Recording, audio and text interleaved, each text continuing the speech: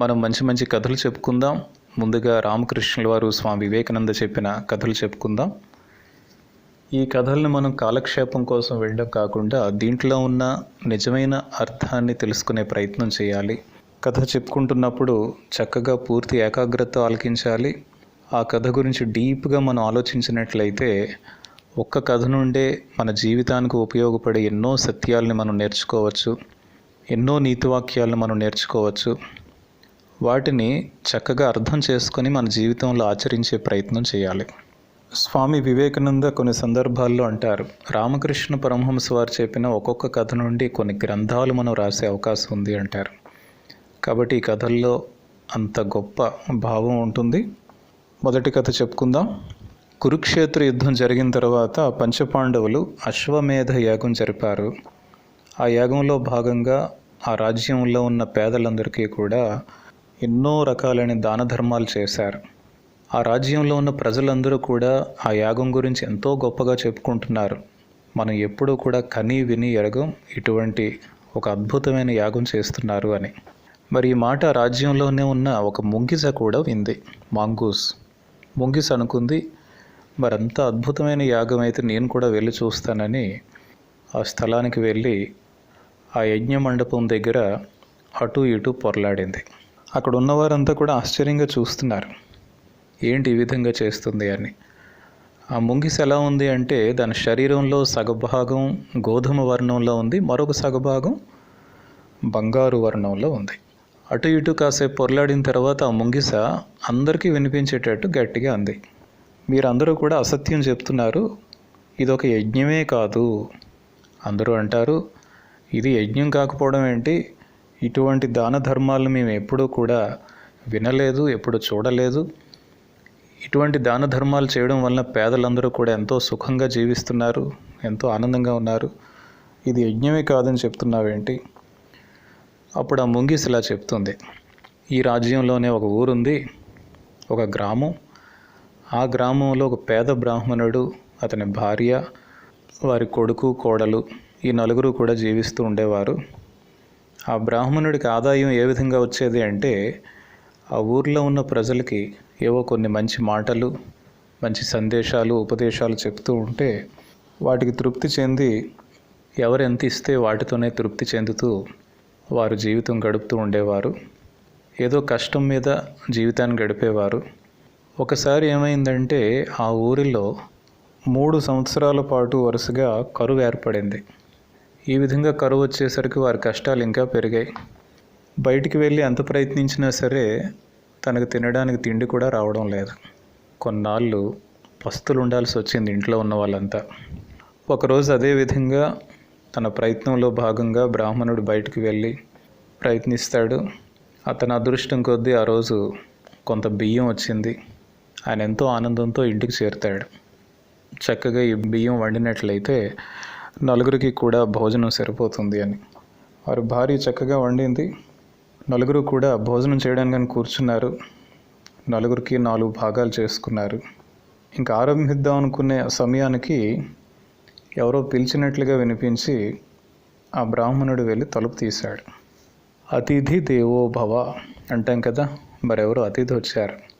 బ్రాహ్మణుడు వెంటనే అతన్ని లోపలికి ఆహ్వానించి, మీరు భోజన సమయంలో వచ్చారు, మీరు ఆకలితో ఉండుంటారు, దయచేసి భోజనం చేయండి అని ఆహ్వానిస్తాడు. అతను కూడా భోజనానికి కూర్చుంటాడు.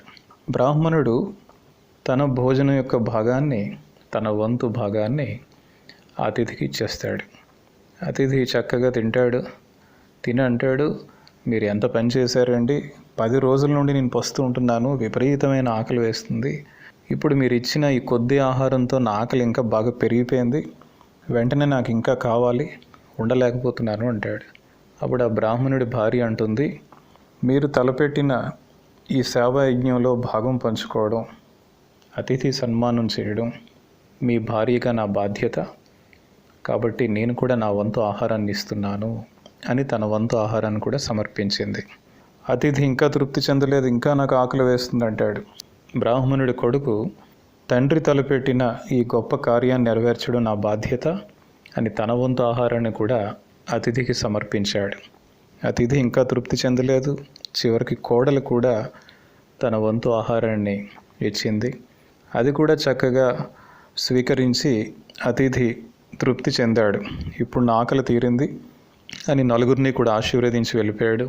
ఆ రోజు రాత్రి ఆ నలుగురు కూడా శరీరం త్యాగం చేశారు. శరీరం త్యాగం చేయడం అంటే స్వయంగా భగవంతుని దగ్గరికే వెళ్ళిపోయారు. ఈ సుఖాలకి దుఃఖాలకి అతీతంగా పదే పదే జన్మించకుండా మరణించకుండా స్వయంగా భగవంతుని దగ్గరికే వెళ్ళి అనంతమైన ఆనందం అనుభవించడానికి భగవంతుని దగ్గరికి వెళ్ళిపోయారు. మరి కథ చెప్పిన తర్వాత ముంగిస అంటుంది, విన్నారు కదా, అదే సందర్భంలో నేను అటువైపుగా వెళ్ళాను. వెళ్ళి విషయం అంతా తెలుసుకుని ఆ ఇంట్లోకి వెళ్ళేసరికి అక్కడ కొన్ని నూకలు కనిపించాయి నేలపైన. వాళ్ళు బియ్యం తీసుకువెళుతూ వండడానికి ఆ నూకలు కొంచెం కింద పడ్డాయి. అక్కడ నేను అటు ఇటు పొర్లేసరికి నా శరీరంలో సగభాగం బంగారు వర్ణం అయిపోయింది. ఆ రోజు నుండి నేను ఎంతో ప్రయత్నిస్తున్నాను, రాజ్యం అంతా తిరుగుతున్నాను. ఎంత ప్రయత్నించినా సరే ఎక్కడ యజ్ఞం జరుగుతుందని, ఎక్కడ సేవా కార్యక్రమాలు జరుగుతున్నాయని తెలిసినా అక్కడికి వెళ్ళి నేను పొర్లుతున్నాను. ఎంత ప్రయత్నించినా సరే నా మిగిలిన శరీరంలో మిగిలిన భాగం ఈ బంగారు వర్ణంలోకి మారడం లేదు. మరి ఇక్కడ ఇంత అద్భుతమైన యాగం జరుగుతుందని తెలుసుకొని ఇక్కడికి వచ్చాను, అయినా సరే ఫలితం లేదు, నిరాశే మిగిలింది అని అంటుంది. అందరూ కూడా ఆశ్చర్యంగా విన్నారు ఈ విషయాన్ని. కాబట్టి మనం అర్థం చేసుకోవాల్సింది, మనం ఈ సేవా కార్యక్రమాలు చేస్తున్నప్పుడు, దాన ధర్మాలు చేస్తున్నప్పుడు ఎంత సంపదలు ఖర్చు పెట్టాం, ఎంత డబ్బులు ఖర్చు పెట్టాం అన్నది ప్రధానం కాదు. మనం ఎటువంటి మనస్సుతో ఈ సేవను అందిస్తున్నాం అన్నది చాలా ప్రధానం. సంపూర్ణమైన నిస్వార్థంతో మనం సేవ చేయాలి. ఆ బ్రాహ్మణుల కుటుంబాన్ని మనం చూసినట్లయితే వారి ప్రాణాన్ని కూడా లెక్క చేయకుండా ఇతరుల కోసం ఆలోచించారు. ఇతరులు ఆనందంగా ఉండడమే మా ఆనందం అని భావించారు. తమ ప్రాణాలని కూడా లెక్క చేయకుండా తమ దానం చేశారు. అందుకే వారు ఎంతో గొప్పవారయ్యారు. కాబట్టి ఈ సేవ చేసినప్పుడు మన ప్రాణాలని కూడా లెక్క చేయకూడదు. ఇతరుల కోసం ఆలోచిస్తూ మన గురించి మనం మర్చిపోవాలి. మనలో ఉన్న నిస్వార్థం పెరుగుతూ ఉండాలి, స్వార్థం తగ్గిపోతూ ఉండాలి. అటువంటి సేవ చేస్తున్నప్పుడు మనస్ఫూర్తిగా సంపూర్ణమైన మనస్సుతో మనిషిలో ఉన్న భగవంతుడిని చూస్తూ సేవ చేస్తున్నప్పుడు అది మనకెంతో మంచి ఫలితాన్ని ఇస్తుంది. కాబట్టి చూడండి విద్యార్థులు, ఆ ముంగీస మీ ఇంటికి కూడా రావచ్చు. మీరు చేసే సేవా కార్యక్రమాలు కూడా పరిశీలించవచ్చు. మరి మీ దగ్గరైనా దాని యొక్క శరీరం సగభాగం బంగారు వర్ణం అవుతుందేమో ఎవరికి తెలుసు. ప్రయత్నించి చూడండి. సెలవు. అందరికీ నమస్కారం.